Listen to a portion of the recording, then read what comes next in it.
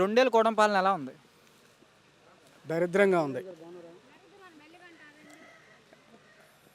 రైతులు యూరియా కోసం రోడ్డెక్కారు. మహిళలు గ్యాస్ కోసం రోడ్డెక్కారు.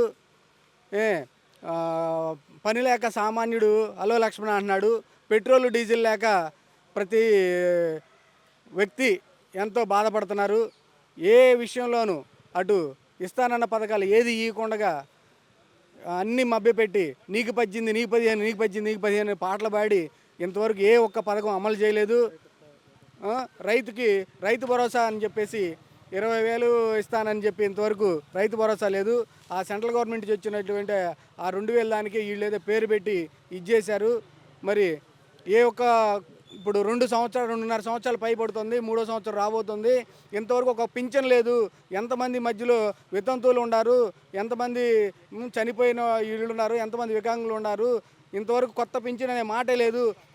ఇప్పుడు ఈ మధ్యలో పుట్టిన వాళ్ళు ఎంతమంది ఉన్నారు, కొత్త రేషన్ కార్డు లేదు, కొత్త పింఛన్ లేదు.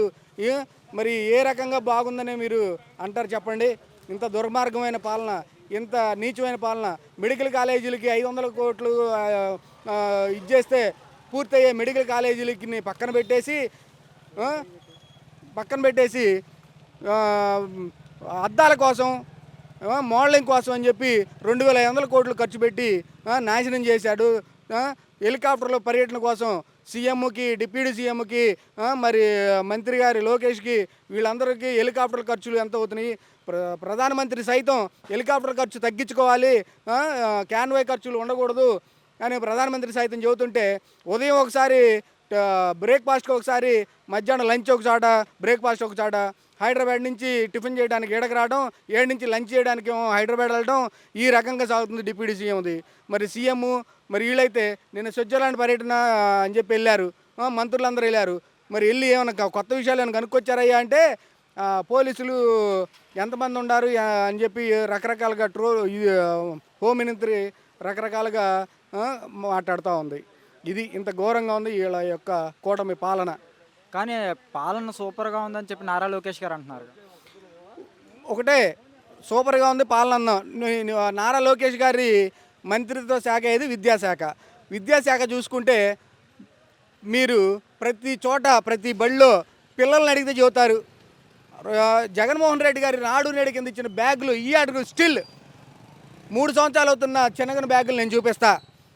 3 సంవత్సరాల నుంచి ఇచ్చిన బ్యాగులు చినిగిపోయి, బెల్ట్లు లేక, యూనిఫామ్ లేక, సరైన ఫుడ్ లేక, ఫుడ్ని ఒక మెనూ తయారు చేసి, కొత్త మెనూ తయారు చేసి మెనూ ప్రకారం పెట్టినటువంటి ఘనత జగన్మోహన్ రెడ్డి గారిది. మరి ఈ రోజున చూస్తే మెనూ ఉందా? ఇక్కడ మెనూ ఫాలో అవుతున్నారా? విద్యా వ్యవస్థ ఎంత అధ్వానంగా ఉందో చూశారుగా మీరు. భ్రష్టు పట్టించేశాడు విద్యా వ్యవస్థని. ఆ రోజున తెలుగు ఒక పక్కన, ఇంగ్లీష్ ఒక పక్కన బయోలెటర్లుగా ఇచ్చి విద్యార్థులకు ఎంతో మేలు చేశాడు. మరి ఈ మన ఆంధ్రప్రదేశ్ చరిత్ర కనుక చూసుకుంటే గవర్నమెంట్ స్కూలు విద్యార్థి స్టేట్ ఫస్ట్ వచ్చిన దాఖలాలు ఒక జగన్మోహన్ రెడ్డి గారి హయాంలోనే జరిగినాయి. మరి ఒక గవర్నమెంట్ స్కూల్లో చదివేటువంటి పిల్లల్ని ఐక్యరాజ్య సమితికి పంపించిన ఘనత ఒక జగన్మోహన్ రెడ్డి గారి దానిలోనే జరిగినాయి.